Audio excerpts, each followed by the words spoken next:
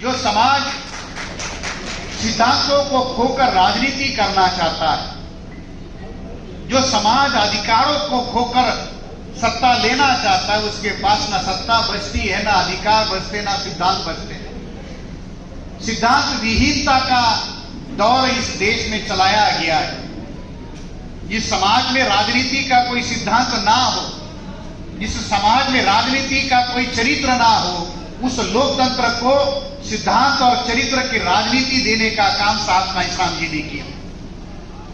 जिस लोकतंत्र के पास, जिस तरीके का लोकतंत्र इस देश में आजादी के बाद खड़ा किया गया, ना उसके पास चरित्र था, ना चेहरा था, ना उसके पास कोई सिद्धांत थे, उस लोकतंत्र को, उस राजनीति को चाल, चरित्र और चेहरा देने का अगर भारत की राजनीति में किसी ने काम किया हो, वो केवल और केवल साहब कांशीराम जी ने किया।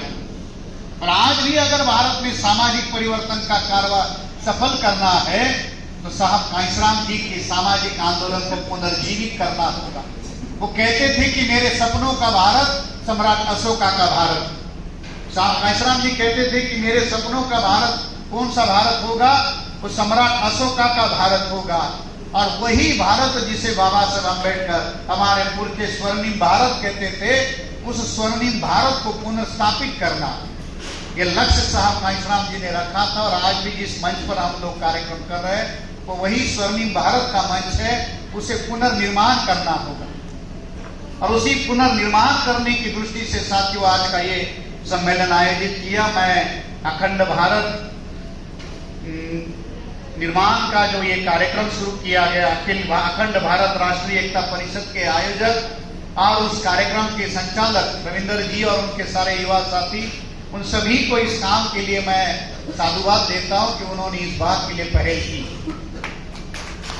राष्ट्र निर्माण का कार्य साथियों सबसे महान कार्य है। इस राष्ट्र को निर्माण करने का कार्य अगर किसी ने किया, निर्माण कौन कर सकता है? जो उस राष्ट्र की मूल निवासी है वही उस राष्ट्र का निर्माण कर सकते हैं। जो उस राष्ट्र के है ही नहीं, जो विदेशी लोग हैं, ना उनका कोई राष्ट्रवाद होता है, ना वो राष्ट्र निर्माण कर सकते। इसलिए भारत में राष्ट्रवाद की बात तो बहुत चलती है, राष्ट्रवाद का नारा भी लगाया जाता है, मगर जब राष्ट्रवाद इजराइल के चरणों में जाकर अपना माथा झुका देता है, वो राष्ट्रवाद नहीं रहता।